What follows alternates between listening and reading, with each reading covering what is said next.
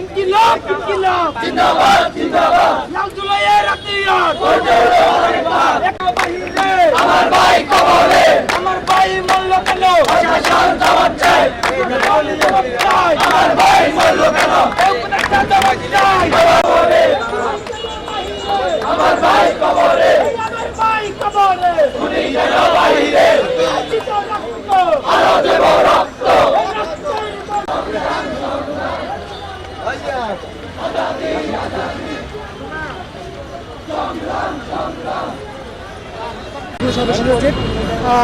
আপনারা জানেন যে ভারতীয় আগ্রাসনের বিরুদ্ধে আমাদের ভাই ওসমান হাদি শহীদ শরীফ ওসমান হাদি ভাই লড়াই করেছিল।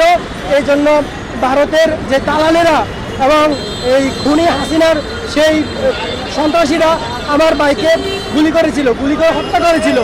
আজকে প্রায় 18 দিন হয়ে গেছে, এখনো পর্যন্ত আমরা আমার ভাইয়ের কোনো বিচার পাইনি। এই প্রশাসন ব্যর্থ, এই উপদেষ্টারা ব্যর্থ উপদেষ্টা।